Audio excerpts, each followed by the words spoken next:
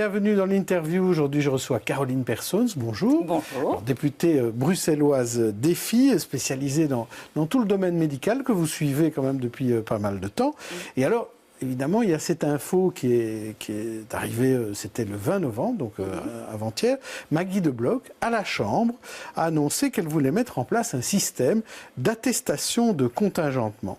Elle a dit même laisser des gens entamer des études de médecine tout en sachant que près de la moitié d'entre eux est de trop. Ce n'est pas correct aujourd'hui, donc il faut contingenter et donc ça veut dire qu'il y aura moins d'étudiants qui pourront faire des stages d'ici 2025-2024. Alors, première réaction par rapport à cette décision-là, qui est quand même surprenante, même si elle a une explication, on va y revenir. Votre première réaction, c'était quoi ? Alors, cette décision n'est pas tellement surprenante parce que c'est un dossier qui dure depuis des années avec une rigidité du côté de la ministre de Bloch que l'on connaît et l'on voit par contre au fil des années des mesures de plus en plus strictes. Et ici, c'est un verrou supplémentaire qui est ajouté au quota qui limite le nombre d'étudiants qui peuvent faire des études en médecine et le nombre de personnes qui auront une attestation. C'est le fameux quota INAMI. Hein. Voilà, le numerus clausus. Et donc c'est un verrou supplémentaire qui se base sur les chiffres qui ont été votés dans une loi en mars dernier. Et cette position de Maggie de Bloch et du gouvernement NVA-MR est vraiment inadmissible, et je dirais pour deux raisons principales. La première raison, c'est que ça se base sur une prémisse, une idée qui est battue en brèche aujourd'hui. Cette idée, c'est de dire on dépense trop en soins de santé, c'est parce qu'il y a trop de médecins, donc on va mettre un verrou, un numerus clausus, pour qu'il y ait moins de médecins. Or, l'idée, elle est simpliste, je vais dire, et elle est battue en brèche. La France revient sur ce système de numerus clausus qui va être supprimé à partir de 2020. Et dans plusieurs pays, on revient là-dessus. Et s'il y a des dépenses de soins de santé importantes, c'est pas toujours, et ce n'est pas parce qu'il y a trop de médecins. Donc ça, c'est le premier point. Premier point. Le deuxième point, c'est qu'elle se base sur des quotas qui ont été fixés par une loi fédérale, comme je l'ai dit en mars dernier, où les francophones sont pénalisés. Et donc, on a fixé un chiffre de 505 médecins pour Bruxelles et la Wallonie, la Fédération Wallonie-Bruxelles, les francophones, et de plus de 1000 médecins pour la Flandre. Or, la commission de planification avait déjà dit qu'il n'y avait pas assez de médecins du côté francophone. Et on a fixé ce chiffre en disant qu'à Bruxelles, on allait se fixer sur le nombre d'enfants qui fréquentent l'enseignement primaire et secondaire à Bruxelles, côté francophone et néerlandophone. Ça n'a rien à voir ni avec le nombre de prestations médicales, ni le nombre d'habitants, ni le nombre d'affiliés dans les mutuelles. Donc là, on a aussi une base fausse et inexacte pour fixer l'avenir de tous les soins de santé en Belgique. Donc, deux prémisses qui sont complètement fausses, ok, ça, on vous a bien compris. Ceci étant, aujourd'hui, on sait pour l'instant qu'il y aura ces plus de 500 numéros INAMI, alors qu'on a 1200 étudiants qui ont réussi l'examen d'entrée. Donc on va quand même vers un problème. Donc on ne peut pas se mettre la tête dans le sable. Donc en dehors de critiquer le gouvernement fédéral et peut-être d'obtenir quelque chose quand il y aura un changement de majorité, qu'est-ce que la Fédération Wallonie-Bruxelles peut faire ? Mais d'abord, je pense que la sortie maintenant de Maggie de Bloch, elle montre dans quel état sont le dialogue et les négociations entre le fédéral et les entités régionales ou communautaires. Mais elle promet qu'il va y avoir une discussion. Ah oui, elle prend la norme et ce sera comme ça. Et puis, je serai gentil, il y aura un CIM, là, une grande réunion santé. Donc, il y a quelque chose qui n'est pas juste. Maintenant, les francophones, la fédération, la région bruxelloise, la région wallonne arrivent avec des études, des données importantes. Il y a tout un travail qui a été fait pour analyser la situation. Parce que ce que l'on n'entend pas dans ce que Madame de Bloch a dit, c'est qu'on n'entend pas parler des citoyens qui sont en demande de soins de santé. Est-ce que c'est normal qu'on doive attendre 3 mois pour avoir un rendez-vous chez un spécialiste ou passer une IRM? On n'entend pas parler du problème des étudiants ou de la pénurie de médecins dans les hôpitaux.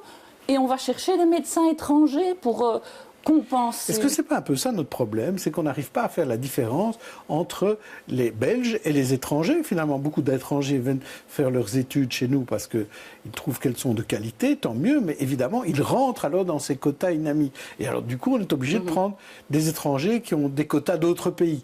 Est-ce qu'on n'est pas dans une situation un peu absurde? C'est ça que Défi a toujours vraiment condamné, c'est mettre cette absurdité du système sur la table et de pouvoir aussi en parler au niveau européen. Je l'ai dit, la France supprime son numerus clausus. On a la libre circulation. Il faut défendre cette libre circulation, ce libre établissement des personnes et que des médecins étrangers viennent ici de l'Union européenne, c'est positif, mais en même temps, il y a quand même quelque chose d'aberrant d'aller faire ses études en Roumanie et puis de revenir ici et de pouvoir s'installer. Il y a un moment donné où il faut qu'il y ait un dialogue au niveau européen aussi, ça c'est sûr. Donc clairement, notre système tourne un petit peu fou maintenant. Donc au niveau des solutions, est-ce qu'une solution ne serait peut-être pas à un moment donné de convaincre peut-être la région flamande ou le fédéral que les quotas INAMI n'ont peut-être pas d'intérêt, qu'il vaut mieux les supprimer tout simplement, à partir du moment où vous dites que ça n'a pas d'effet sur les dépenses de sécurité sociale? Je pense qu'il faut arriver, c'est en tout cas une demande, et même que le Parlement de la Fédération a porté plusieurs fois, de dire, comme en France maintenant, faisons sauter ce système de numerus clausus, mais travaillons ensemble sur les professions médicales et veillons à la qualité de la formation. Je suis tout à fait à l'écoute et je comprends tout à fait les médecins, les professeurs médecins qui disent à un moment donné on ne peut pas former comme ça à être 160 autour d'un malade pour expliquer comment soigner. Vous ne remettez pas en cause l'examen d'entrée. Mais ça c'est être strict, c'est le travail aussi de l'université, c'est de sélectionner à un moment donné les meilleurs au fil des études pour arriver au nombre possible pour donner une formation de qualité. Et puis, il faut aussi, pour pouvoir arriver à une solution qui tienne la route et sur le long terme, examiner les situations. La situation à Bruxelles n'est pas tout à fait la même qu'au Luxembourg ou peut-être qu'au fin fond du Limbourg. Et donc, il faut aussi écouter les situations et l'évolution de la population. Donc justement, un des problèmes à Bruxelles, parce qu'on ne peut pas dire qu'il y ait une véritable pénurie en termes de nombre de médecins, mais par contre, en termes de spécialisation de généralistes, on a des cas quand même particuliers à Bruxelles où ce n'est pas bon à Bruxelles. Les perspectives ne sont pas favorables. Voilà. Didier Gauzoin, comme ministre de la Santé à Bruxelles, a commandé une étude sur les médecins généralistes. On a eu cette étude il y a au mois de juin. C'est très intéressant parce qu'ils partent d'abord des constats de la situation au niveau de la région bruxelloise. On est dans une région où il y a une forte augmentation de la population, tout le monde le sait, où il y a beaucoup de jeunes, beaucoup d'étudiants qui sont des coteurs, qui ne sont peut-être pas inscrits dans les registres de la population, mais qui vont consulter aussi pour des problèmes de santé, des touristes.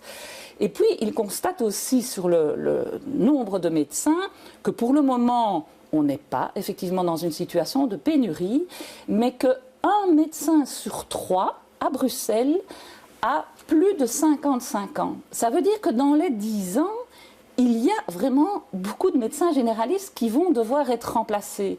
Et comme on serre le verrou vraiment du côté francophone, on va, dans les 10 ans, se retrouver dans une véritable situation de pénurie. Et vu la longueur des études, c'est le cycle du cochon, là, vu la longueur des études, on ne pourra pas réagir dans 7-8 ans, il faut réagir maintenant. Surtout que les étudiants préfèrent sans doute faire des spécialisations plutôt que devenir généralistes. C'est aussi quelque chose qu'on constate. Aussi.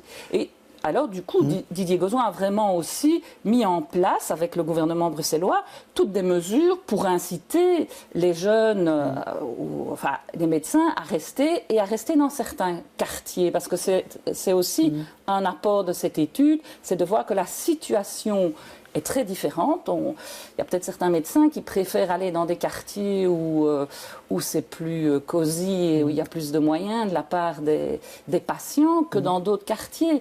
Or, les situations socio-économiques des patients sont fort différentes d'un quartier à l'autre. Alors, vous disiez le lien entre numéro INAMI et dérapage de l'assurance maladie n'est pas établi, n'est plus établi. Et pourtant, on pense aussi qu'il y a un lien avec le nombre de lits d'hôpitaux et les frais des dépenses d'assurance maladie. Et là aussi, la ministre de Blok veut diminuer le nombre de lits d'hôpitaux et faire regrouper les hôpitaux, notamment à Bruxelles, où on veut 4 groupes. Là aussi, ce sera un dossier important qui est en cours pour l'instant à la Chambre. Là aussi, la région doit être vigilante là-dessus? La région doit être vigilante parce que je pense que le gouvernement fédéral, et en tout cas Maggie de Blok, n'entend pas les différences régionales, et ou bien elle entend le message qui vient de Flandre, mais très peu des francophones bruxellois et des wallons. Il y avait des abus, il y en a peut-être encore, c'est le travail de contrôle de l'INAMI. Il faut évidemment actionner des mesures pour éviter les abus, mais il faut aussi, et moi c'est une préoccupation essentielle pour Défi, c'est maintenir notre niveau d'accès aux soins de santé. Je n'ai pas envie qu'on tombe dans un système à la Trump ou même en Angleterre où on sait que, bon, voilà, les services d'urgence... Voilà, ça ne fonctionne pas. On veut aussi pouvoir maintenir pour les citoyens un niveau de soins de santé de qualité. Juste pour terminer, Caroline Persone, s'il nous reste moins d'une minute, vous êtes députée bruxelloise, vous étiez à la Fédération Wallonie-Bruxelles, vous avez laissé tomber cette partie-là. Que ferez-vous en mai? Qu'est-ce que vous allez choisir? Quel sera votre avenir politique? C'est la grande question. On est dans une société où il y a beaucoup de débats et où chaque citoyen doit être présent pour défendre la démocratie.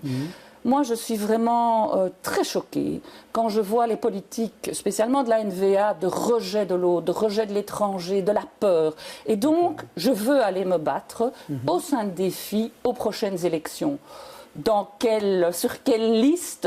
Ça, ce sera un débat au niveau de notre parti. Donc, ce n'est pas déterminé si ce sera au niveau régional, niveau fédéral, niveau européen, puisqu'il y a 3 scrutins en mai. Eh bien, on attendra ce suspense insoutenable. Merci Caroline Persone d'être venue.